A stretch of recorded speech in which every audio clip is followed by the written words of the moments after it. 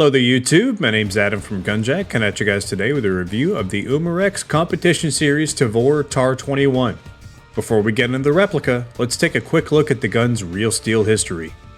The TAR-21, or the Tavor assault rifle for the 21st century, is a bullpup rifle of Israeli design. Created in 1995 by Zalman Shebs, the TAR-21 was designed to replace the IDF's use of the M4A1. It utilizes a bullpup design to stay maneuverable while also providing improved accuracy. The X95 variant is currently the standard issue rifle for the IDF, and other versions of the Tavor have also been adopted by India, Mexico, Nigeria, Vietnam, Thailand, Ukraine, and some state agencies in the United States. Very interesting. A lot of fun. The Tavor comes in a box that includes a charger, an 8.4 volt battery, a manual, a metal 300 round high cap magazine, and the gun itself. The Umarex Tavor is made mostly of a mid-level polymer, similar to a Sportline G36 or AUG. On most websites, it appears to be made out of a cheaper plastic than the older Elite series, but it actually looks to be the same material, though just less refined. There are some metal parts present, like the trigger, magazine, outer barrel, and bolt covers. The flash hider is plastic and covers the threads, which are 14mm positive threads, meaning you'll need an adapter to negative threads to use the majority of flash hiders on the market. The battery compartment is found under the plastic handguard. To open it, just push the large button on the side and pull the handguard away. The battery space on the Tavor isn't massive, but it should be enough to fit most brick and nunchuck type batteries. The Tavor is wired to small Tamiya connectors out of the box. The Tavor's iron sights aren't all that good.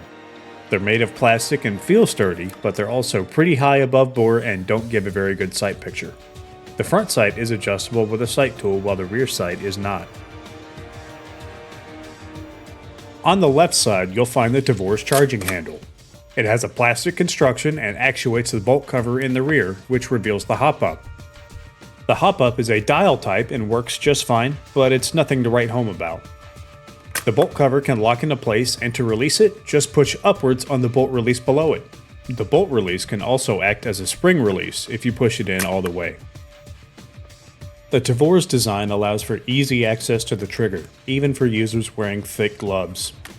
The trigger feels kinda spongy like most bullpup rifles, though it's something that you'll get used to over time. The fire selector of the Tavor is located on the right side only. It's very easy to actuate with the thumb, and it's clearly labeled. It clicks into place positively and works just as it should. The Tavor has a small Picatinny rail for optical mounting. Something to note, low-profile sights may not work with the Tavor due to the absurd stored height of the rear sight. So if you have a micro red dot or a compact scope you'd like to use, you might have to modify the sights or install into the rail for full use. 6mm Pro Shop does offer a long monolithic top rail that is a direct drop-in replacement, though it's a good chunk of change at $70 at the time of filming. The TAR-21 accepts M4 Stanag magazines, which are some of the most common and inexpensive available. It can also accept both high cap and mid cap magazines, unlike some other bullpups which are limited due to their gearbox construction. The magazine release is a tab found right in front of the magazine. Just push it in to release the magazine. The rear of the Tavor is capped with a plastic butt pad that's not rubberized, and it's more slick than I'd like. Behind the butt pad, which you access by pulling out a pin, you'll find the gearbox, which has a quick change spring system. The Tavor has a proprietary gearbox design, but it can accept most version 2 gearbox parts.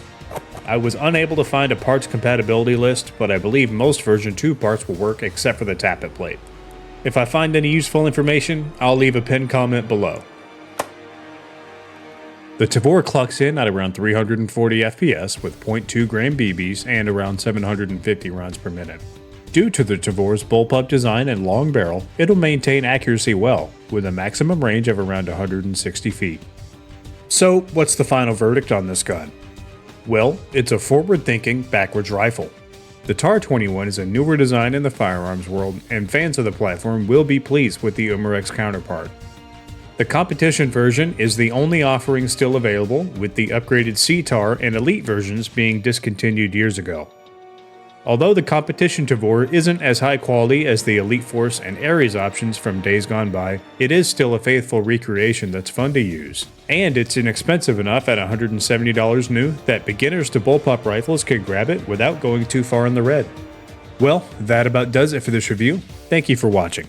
I hope you enjoyed this video, and if you did, please consider leaving a like or a comment and subscribing, since I do have more Airsoft content coming.